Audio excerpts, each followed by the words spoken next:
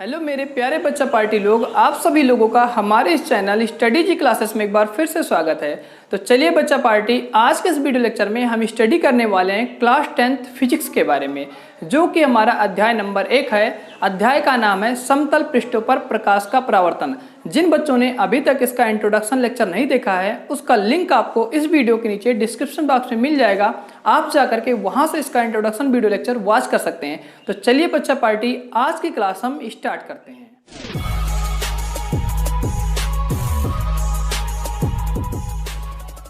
चलिए मेरे प्यारे बच्चा पार्टी लोग, आज की क्लास स्टार्ट करने से पहले सबसे पहले हम ये जान लेते हैं कि प्रकाश क्या होता है, क्योंकि ये जो हमारा चैप्टर होने वाला है ये पूरा का पूरा चैप्टर प्रकाश के ऊपर ही आधारित है। तो सबसे पहले हम यहाँ से समझ लेंगे कि प्रकाश क्या होता है। तो ये जो हमारा प्रकाश होता है ये भी हमारा एक प्रकार का ऊर्जा होता है। जैसे हमारे शरीर के मांसपेशियों में जो ऊर्जा पाया जाता है उसे बोलते हैं पेशीय ऊर्जा, और जब हम दौड़ते हैं तब उस समय हमारे शरीर में जो ऊर्जा पाया जाता है उसे हम बोलते हैं गतिज ऊर्जा। तो उसी प्रकार से जो हमारा प्रकाश होता है ये भी हमारा एक ऊर्जा होता है। तो यहाँ पर आप सभी लोगों को क्लियर हो गया होगा कि प्रकाश भी हमारा एक प्रकार का ऊर्जा होता है। तो बच्चा लोग, अब यहाँ से हम हेडिंग लगाते हैं प्रकाश, और सबसे पहले ये जानते हैं कि प्रकाश किसे कहते हैं। तो यहाँ पर हमने लिखा है प्रकाश, और इसकी परिभाषा को लिखा है प्रकाश ऊर्जा का एक ऐसा माध्यम है जिसकी सहायता से हम वस्तु को देख पाते हैं, उसे प्रकाश कहते हैं। तो प्रकाश की परिभाषा में यही लिखा गया है कि प्रकाश हमारा एक प्रकार का ऊर्जा होता है और जिसकी सहायता से हम वस्तु को देख पाते हैं उसे प्रकाश कहते हैं। तो यहाँ पर सभी लोगों को प्रकाश की परिभाषा क्लियर हो गई होगी। अब यहाँ पर आप सभी लोगों को समझाने के लिए हमने यहाँ पर एक पिक्चर बनाया है, और इस पिक्चर के माध्यम से हम स्टडी करेंगे कि किस प्रकार से प्रकाश की सहायता से हम वस्तु को देख पाते हैं।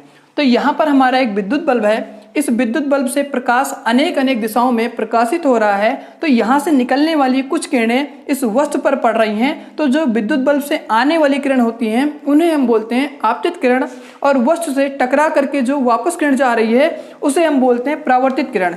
इसी परावर्तित किरण के माध्यम से हम वस्तु को देख पाते हैं, उसी को हम बोलते हैं प्रकाश। तो यहाँ पर आप सभी लोगों को ये कंसेप्ट क्लियर हो गया होगा कि किस प्रकार से हम प्रकाश की सहायता से वस्तु को देख पाते हैं। अब बच्चा पार्टी लोग, आप सभी लोगों को यहाँ पर जो भी टॉपिक, जो भी पार्ट यहाँ पर इंपॉर्टेंट लगता है आप उसको नोट डाउन कर सकते हैं। अब हम चलते हैं नेक्स्ट टॉपिक की ओर। अगला टॉपिक हमारा होगा प्रकाश के स्रोत।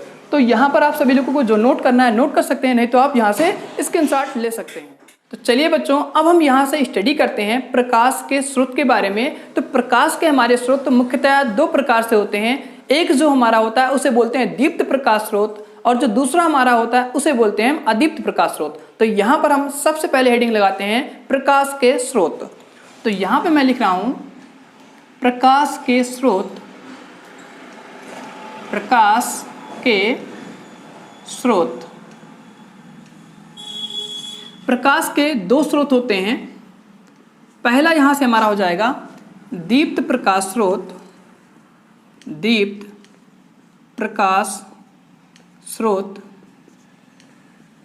और यहां से हमारा दूसरा हो जाएगा अदीप्त प्रकाश स्रोत। अदीप्त प्रकाश स्रोत। अब यहां से हम समझते हैं सबसे पहले कि दीप्त प्रकाश स्रोत किसे कहते हैं। तो दीप्त प्रकाश स्रोत जो हमारा होता है जिनमें स्वयं का प्रकाश होता है उसे हम बोलते हैं दीप्त प्रकाश स्रोत, और अदीप्त प्रकाश स्रोत हमारा ऐसा स्रोत होता है जिनमें स्वयं का प्रकाश नहीं होता है, उसे हम बोलते हैं अदीप्त प्रकाश स्रोत। तो यहां पर हम सबसे पहले हेडिंग लगाते हैं दीप्त प्रकाश स्रोत। तो यहां से हमारी हेडिंग हो जाएगी दीप्त प्रकाश स्रोत। तो यहां से हम सबसे पहले इसकी परिभाषा को लिखते हैं। ऐसे प्रकाश स्रोत, ऐसे प्रकाश स्रोत जिनमें स्वयं का प्रकाश होता है उसे दीप्त प्रकाश स्रोत कहते हैं। उसे दीप्त प्रकाश स्रोत कहते हैं। अब हम यहाँ से इसके एग्जाम्पल की बात करते हैं। तो दीप्त प्रकाश स्रोत आपका ऐसा प्रकाश स्रोत होता है जिसमें खुद का प्रकाश होता है, स्वयं का प्रकाश होता है, उसे दीप्त प्रकाश स्रोत कहते हैं। तो जैसे में यहाँ से हम लिखेंगे सूर्य और तारे, तो यहाँ से हमारा एग्जाम्पल हो जाएगा सूर्य और तारे। सूर्य और तारे ऐसे स्रोत हैं जिनमें खुद का प्रकाश होता है, ये किसी दूसरे के माध्यम से नहीं चमकते हैं। सूर्य में अपने स्वयं का प्रकाश होता है, तारों में भी अपने स्वयं का प्रकाश होता है, इसीलिए इनको हम बोलते हैं दीप्त प्रकाश स्रोत। अब यहाँ से हम चलते हैं नेक्स्ट हेडिंग की ओर। तो अगली हेडिंग यहाँ से हमारी जाएगी अदीप्त प्रकाश स्रोत। तो यहाँ से हम नेक्स्ट हेडिंग लगा रहे हैं अदीप्त प्रकाश स्रोत, अदीप्त प्रकाश स्रोत। तो यहां से इसकी परिभाषा की बात करते हैं। तो जो हमारा दीप्त प्रकाश स्रोत की परिभाषा होती है उसी के यहां पर हम क्या करेंगे, उल्टा करके लिख देंगे। वो सारी की सारी हमारी परिभाषा यहां से अदीप्त प्रकाश स्रोत की परिभाषा बन जाएगी। तो यहां से मैं लिख रहा हूं ऐसे प्रकाश स्रोत, ऐसे प्रकाश स्रोत जिनमें स्वयं का प्रकाश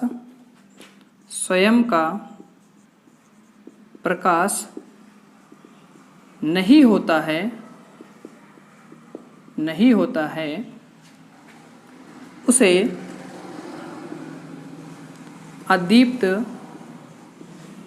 प्रकाश स्रोत कहते हैं। अदीप्त प्रकाश स्रोत कहते हैं। तो यहां पर बच्चा पार्टी आप सभी लोगों को दीप्त प्रकाश स्रोत और अदीप्त प्रकाश स्रोत में अंतर क्लियर हो गया होगा कि दीप्त प्रकाश स्रोत ऐसा स्रोत होता है जिसमें भैया खुद का प्रकाश हो, स्वयं का प्रकाश हो, उसे हम बोलते हैं दीप्त प्रकाश स्रोत। और ऐसा स्रोत जिसमें क्या होता है, स्वयं का प्रकाश नहीं होता है, उसे हम बोलते हैं अदीप्त प्रकाश स्रोत। दीप्त प्रकाश स्रोत के उदाहरण हो जाते हैं जैसे सूर्य और तारे। अदीप्त प्रकाश स्रोत के यहाँ पर एग्जाम्पल हो जाएंगे जैसे आपका चंद्रमा हो जाएगा। चंद्रमा में खुद का प्रकाश नहीं होता है, तो यहां पर लिखेंगे हम जैसे, यहां से हमारा हो जाएगा चंद्रमा, जिनको हम प्यार से बोलते हैं चंदा मामा। दूसरा यहां से एग्जाम्पल हमारा हो जाएगा कांच।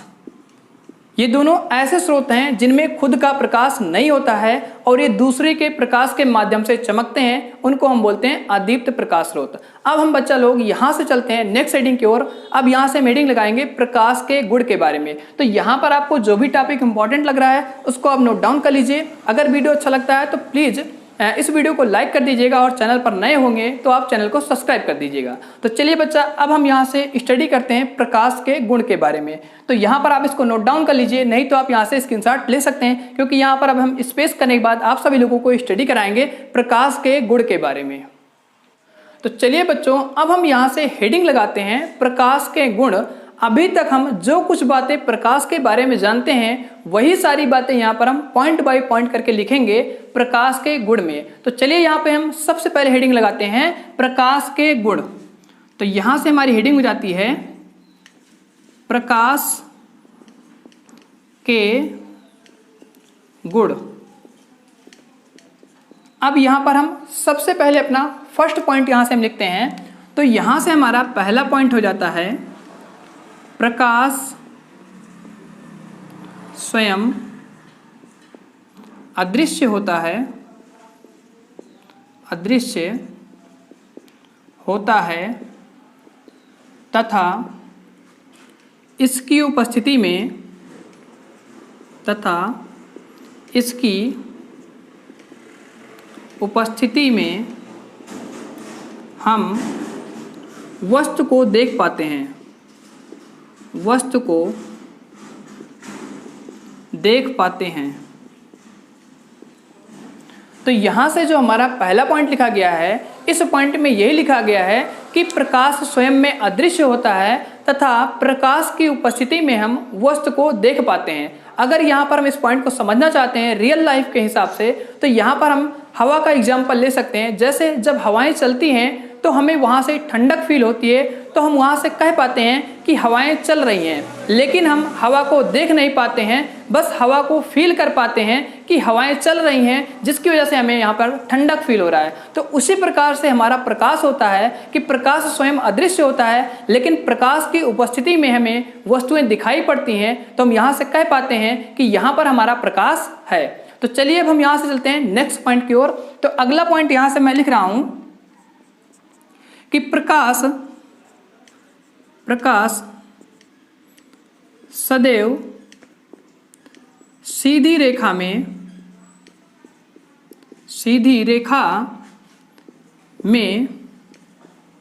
गमन करता है। तो सेकंड पॉइंट में ये लिखा गया है कि जो हमारा प्रकाश होता है वो हमेशा सीधी रेखा में चलता है। गमन मीन्स होता है चलना। जो प्रकाश हमारा होता है ये सीधी रेखा में चलता है। जब हम आगे जाकर के क्लास 12th में पढ़ेंगे प्रकाश के बारे में, तो वहां से हमें पता चलेगी कि जो हमारा प्रकाश होता है वो सीधी रेखा में नहीं चलता है, वो हमारा प्रकाश एक तरंग के रूप में चलता है। तो अभी हम क्लास 10th में यहीं तक अपनी बात को सीमित रखेंगे। क्लास 12th में जब हम आगे स्टडी करेंगे तो वहां से आपको प्रकाश के बारे में और भी जानकारियां पता हो जाएंगी। तो चलिए अब हम यहां से चलते हैं थर्ड पॉइंट की ओर। तो तीसरा पॉइंट यहां से हम लिखते हैं, प्रकाश पारदर्शी माध्यम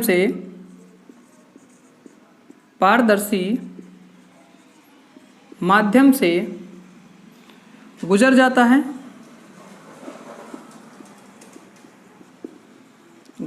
है। ये हमारा तीसरा पॉइंट हो जाएगा। जैसे हमारा कांच होता है या प्लास्टिक की कोई पारदर्शी चीज होती है, तो प्रकाश एक माध्यम से दूसरी माध्यम में आर पार हो जाता है। तो उसी को यहाँ पर लिखा गया है कि प्रकाश जो हमारा होता है पारदर्शी माध्यम से गुजर जाता है। चौथे पॉइंट की यहाँ पर हम बात करते हैं, तो यहाँ से लिखते हैं, प्रकाश की तरंग दैर्घ्य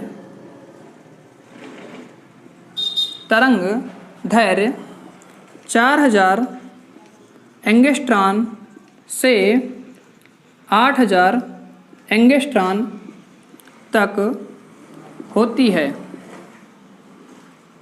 तो यहाँ पर आप इस पॉइंट को समझ लीजिए, ये बहुत इंपॉर्टेंट पॉइंट है।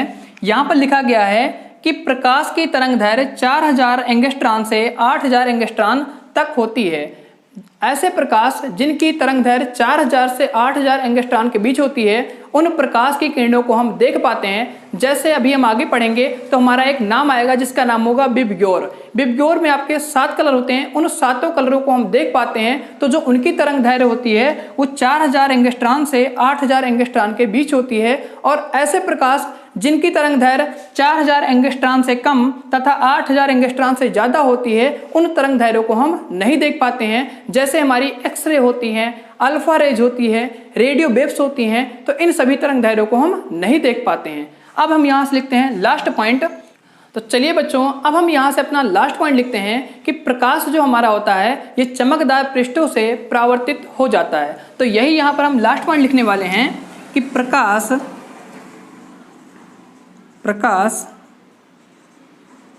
चमकदार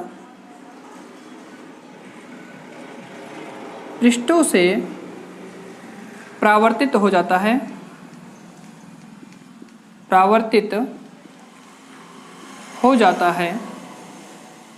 अगर इस पॉइंट को यहाँ से हम समझना चाहते हैं, तो जैसे हमारा दर्पण होता है, दर्पण पर जो भी प्रकाश की किरणें पड़ती हैं वो एक दूसरे माध्यम में परावर्तित हो जाती हैं। तो यहाँ से हम कह सकते हैं कि प्रकाश अगर किसी चमकदार सतह पर जब पड़ता है तो दूसरी माध्यम में परावर्तित हो जाता है।